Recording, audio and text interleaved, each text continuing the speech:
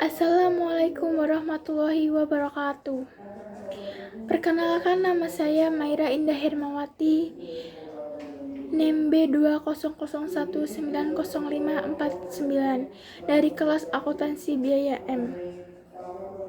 Di sini saya akan mempresentasikan atau menjelaskan tentang bab 2, yaitu metode harga pokok pesanan. Metode harga pokok pesanan adalah suatu metode pengumpulan biaya produksi untuk menentukan harga pokok produk pada suatu perusahaan yang menghasilkan produk atas dasar pesanan. Di dalam metode ini, harga pokok produksi persatuan dihitung dengan cara membagi total biaya produksi dengan jumlah pesanan produk yang bersangkutan. Kemudian ada beberapa karakteristik biaya pesanan. Yang pertama, sifat produksinya. Sifat produksinya terputus-putus tergantung pesanan yang diterima. Jadi, apabila pesanan pertama sudah selesai diproduksi dan sudah diserahkan kepada pemesan, maka dalam proses produksinya selesai. Kemudian menunggu pesanan selanjutnya. Begitu. Jadi tidak secara terus-terus produksi, tergantung pesanan. Itu. Kemudian yang kedua, bentuk produksi. Bentuk produksinya tergantung pada spesifikasi pemesan. Jadi antara pesanan A dengan pesanan B akan memiliki perbedaan dalam spesifikasinya. Contohnya apabila si A memesan baju yang ada kerahnya, kemudian yang si B memesan baju yang nggak ada kerahnya. Jadi setiap pemesanan itu akan memiliki perbedaan dalam spesifikasinya. Kemudian yang ketiga yaitu pengumpulan biaya produksi. Dalam pengumpulan biaya produksi dilakukan dengan menggunakan kartu biaya pemesanan, di mana kartu biaya pemesanan itu untuk mencatat biaya-biaya yang digunakan dalam proses produksi pemesanan itu. Kemudian yang keempat, total biaya produksi. Total biaya produksi akan dikalkulasi setelah pesanan selesai diproduksi. Kemudian yang kelima, biaya produksi per unit. Biaya produksi per unit dihitung dengan membagi total biaya produksi dengan total unit yang dipesan. Kemudian yang keenam, akumulasi biaya.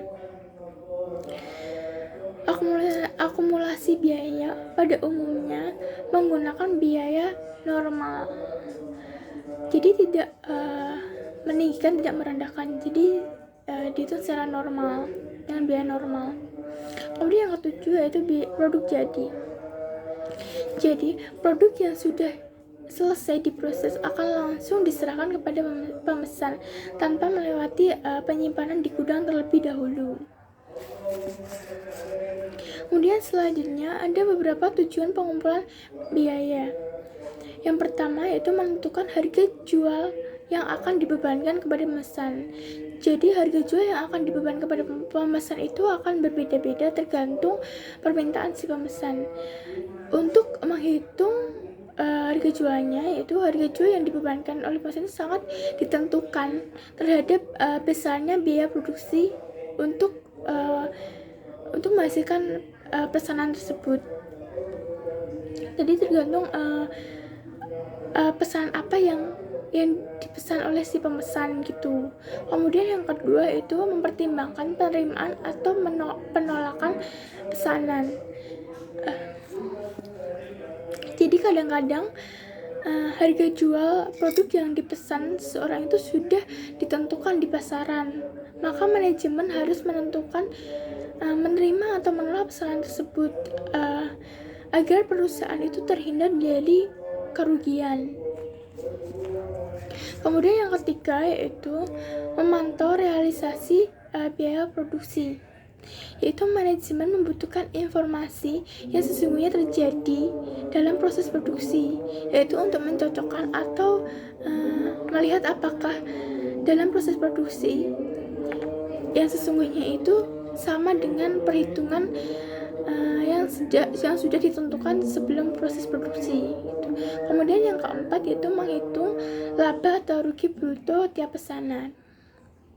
Jadi manajemen memerlukan pengumpulan biaya produksi untuk menentukan apakah perusahaan itu mengalami keuntungan atau malah mengalami kerugian atas pesanan tersebut. Kemudian yang kelima itu menentukan harga pokok persediaan produk jadi dan produk dalam proses yang disajikan dalam laporan posisi keuangan. Jadi dalam pengumpulan biaya produksi akan menentukan harga pokok produk yang sudah jadi dan menentukan harga pokok produk yang masih dalam proses gitu. Yang kemudian terdapat kartu harga pokok. Apa itu kartu harga pokok? Kartu harga pokok itu merupakan catatan penting dalam metode harga pokok pesanan, di mana kartu harga pokok tersebut berfungsi sebagai rekening pembantu yang digunakan untuk mencatat biaya-biaya produksi tiap pesanan produk. Jadi akan ditulis secara rinci biaya-biaya apa aja yang digunakan untuk menghasilkan produk tersebut gitu. Kemudian penentuan harga pokok pesanan dalam penjurnalan.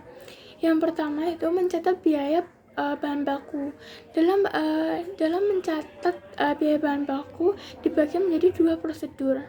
Yang pertama yaitu prosedur pencatatan pembelian bahan baku, yaitu dengan mendebit persediaan bahan baku dan mengkredit utang dagang atau kas, di mana pada saat membeli bahan baku perusahaan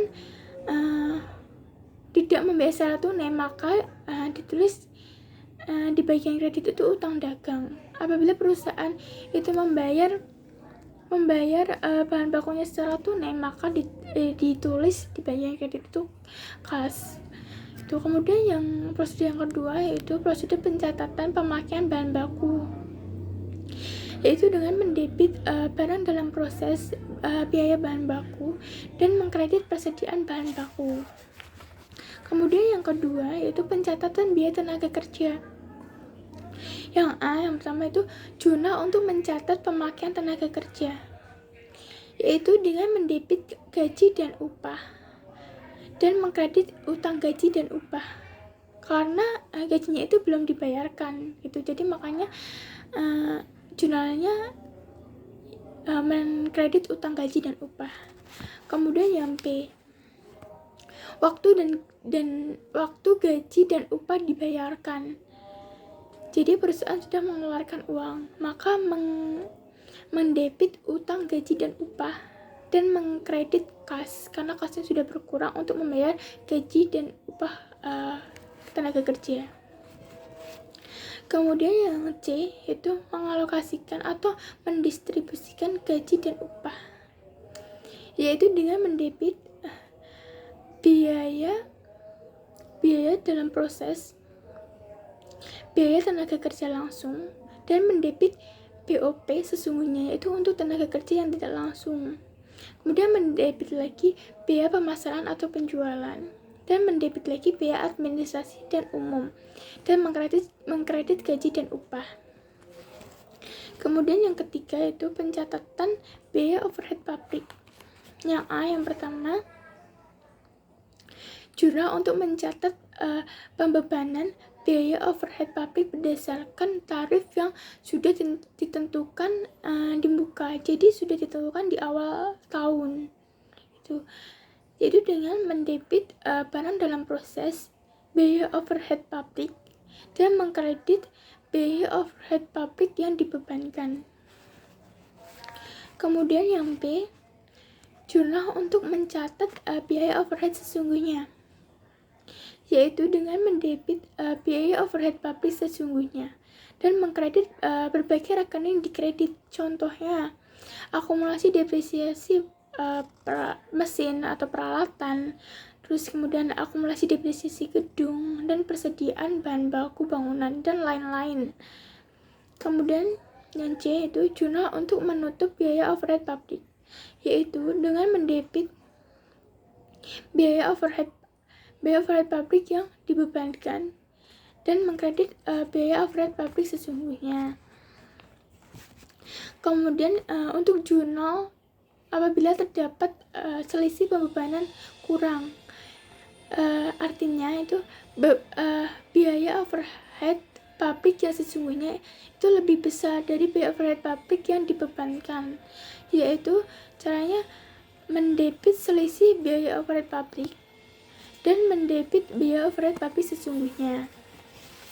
Kemudian yang keempat itu pencatatan harga pokok produk jadi, yaitu dengan mendebit persediaan produk jadi dan mengkredit barang dalam proses biaya bahan baku, dan mengkredit barang dalam proses biaya tenaga kerja langsung, dan mengkredit barang dalam proses biaya overhead pabrik. Jadi kesimpulannya, dalam metode harga pokok pesanan ini semuanya tergantung atas permintaan pesanan. Dari penentuan harga pokok itu tergantung permintaan pesanan itu.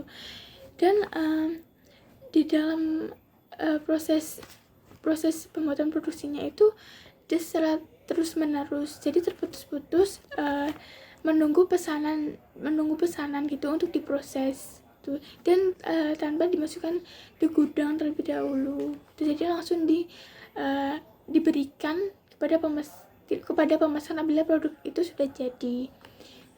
Sekian dari presentasi saya. Apabila ada salah kata, mohon maaf.